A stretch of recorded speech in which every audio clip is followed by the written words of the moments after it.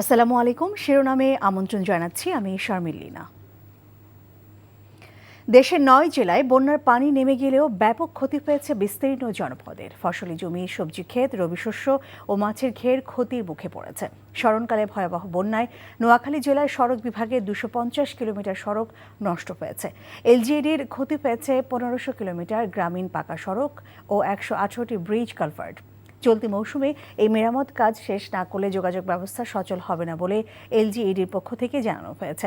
ফেনীতে বন্যার পর স্বাভাবিক হচ্ছে জনজীবন, তবে রাস্তাঘাট, সেতু, কালভার্ট ক্ষতিগ্রস্ত হওয়ায় ভোগান্তিতে পড়তে হচ্ছে বানভাসীদের। এছাড়া চাঁদপুর, মৌলভীবাজার, ব্রাহ্মণবাড়িয়ায় জনজীবন অনেকটাই স্বাভাবিক হয়েছে, তবে দুর্গত এলাকায় পানিবাহিত রোগ ছড়িয়ে পড়ার আশঙ্কা রয়েছে।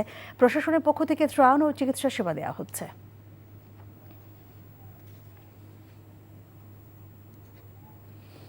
দর্শক, বন্যা পরবর্তী পরিস্থিতির বিষয়ে জানতে এখন আমরা যাব নোয়াখালীতে। সেখানে আছেন আমাদের সহকর্মী মাসুদ পারভেজ।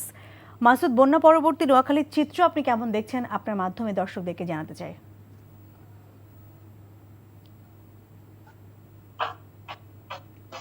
লীনা, সম্প্রতি বয়ে যাওয়া এই ভয়াবহ যে বন্যা নোয়াখালীতে ব্যাপক ক্ষয়ক্ষতির আশঙ্কা করছে। আর এখানে ইতিমধ্যে আমাদের নোয়াখালীতে আশ্রয় কেন্দ্রগুলোতে যত সব আশ্রিত লোক এখানে ছিলেন, কিছু কিছু মানুষ এখন আশ্রয় কেন্দ্র ছেড়ে বাড়িঘরে চলে গেছেন, আর কিছু কিছু এখনো আশ্রয় কেন্দ্রগুলোতে রয়ে গেছেন। সেই রয়ে যাওয়ার কারণে যে স্কুলের যে চলমান যে পাঠদানটা কিছুটা ব্যাহত হওয়ার আশঙ্কা করছে ওই এলাকার লোকজন। তারা বলছে যে পুরোপুরি সম্পূর্ণরূপে আশ্রয় কেন্দ্রগুলোতে যদি মানুষ ফিরে না যায়, তাহলে কিন্তু আমরা স্কুল পাঠদান আমরা করতে পারবো না। তো সেখানে কিন্তু প্রশাসনের একটু হস্তক্ষেপ চাচ্ছে। বর্তমানে প্রায় ১২০০ লোক আশ্রয় কেন্দ্রগুলোতে আছে। আমাদের এখন ৫৯১টি, নোয়াখালীতে মোট ৫৯১টি আশ্রয় কেন্দ্র এখন চলমান আছে। আমি বন্যা পরবর্তী যে বিষয়টা, সড়কের বিষয় বলতে চাচ্ছিলাম, সেটা হচ্ছে নোয়াখালী লক্ষ্মীপুর যে সড়ক, মাইজদি চৌমনি যে সড়ক, সোনামুড়ি যে সড়ক, পেনি মহিপাল পর্যন্ত যে সড়ক, সেগুলোর বেহাল দশা। সেখানে অভ্যন্তরীণ কোনো গাড়ি ঠিক মতো চলাচল করতে পারছে না। বিশেষ করে আপনার এই যে চৌমনি থেকে লক্ষ্মীপুর সড়কে যাতায়াতের যে দুর্গম এলাকা, এখানে কিন্তু অনেক গাড়ি আটকে আছে।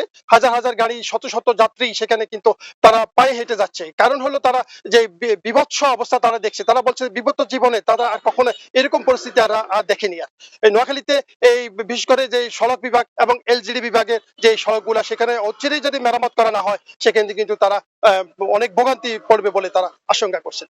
তো এই ছিল লীলা আমার কাছে নোয়াখালীর সর্বশেষ খবর। নোয়াখালী থেকে জানছিলাম সেখানকার বন্যা পরিস্থিতির সর্বশেষ খবর। শ্রমিক বিক্ষোভের মধ্যে খোলা রয়েছে শিল্পাঞ্চল আশুলিয়ার বেশিরভাগ তৈরি পোশাক কারখানা। তবে গতকাল বিভিন্ন কারখানায় ভাঙচুর ও লুটপাটের জেরে আতঙ্কিত কারখানা মালিকরা। যৌথ বাহিনীর সমন্বয়ে আজও তৈরি পোশাক শিল্প কারখানাগুলোর নিরাপত্তায় নিয়োজিত রয়েছে পুলিশ, র্যাব, বিজিবি ও সেনা সদস্যরা। এরপরও আশুলিয়ায় বেশ কয়েকটি কারখানায় কাজ বন্ধ রেখে শ্রমিকরা বিক্ষোভ করছে। ওদিকে ধামরাইতে বেতন বৈষম্যের প্রতিবাদে বাটার কারখানার সামনে বিক্ষোভ করছেন শ্রমিকরা। কয়েকশো শ্রমিক সকালে কাজে যোগ না দিয়ে বিক্ষোভ করেন। আইন শৃঙ্খলা বাহিনীর সদস্যরা বলছেন, শ্রমিকদের দাবি নিয়ে কয়েকটি শিল্প কারখানা কর্তৃপক্ষের ত্রুটি ও সমন্বয়হীনতা রয়েছে, যা গোটা শিল্প এলাকাকে অস্থিতিশীল করে তুলেছে।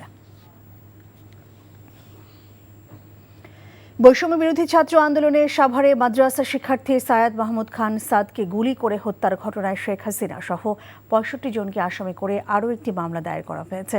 সকালে সাভার মডেল থানায় মামলাটি রেকর্ড করা হয়। বাদী নিহত শিক্ষার্থীর বাবা সৌদি প্রবাসী বাহাদুর খান। শেখ হাসিনা ছাড়াও মামলায় আসামি করা হয়েছে আওয়ামী লীগ সাধারণ সম্পাদক ওবায়দুল কাদের, সাবেক স্বরাষ্ট্রমন্ত্রী আসাদুজ্জামান খান কামাল, সাবেক আইনমন্ত্রী আনিসুল হককে। গত ২০ জুলাই সাভারের শাহীবাগ এলাকায় বিক্ষোভকারীদের সঙ্গে পুলিশের ব্যাপক সংঘর্ষ হয়। এতে গুলিবিদ্ধ হন স্থানীয় জাবালে নূর দাখিল মাদ্রাসার ৬ষ্ঠ শ্রেণীর শিক্ষার্থী সাদ। হাসপাতালে নেয়ার পর তার মৃত্যু হয়। শিরোনাম এটুকুই। এই খবরের ভিডিও সহ আপডেট জানতে ভিজিট করুন এনটিভি অনলাইন www.ntvbd.com। এছাড়াও এনটিভি জনপ্রিয় সব অনুষ্ঠান ও খবরের আপডেট জানতে ভিজিট করুন আমাদের ইউটিউব ও ভেরিফাইড ফেসবুক পেজ। ১২টার মধ্যাহ্নে খবর দেখার আমন্ত্রণ রইল। ধন্যবাদ সবাইকে।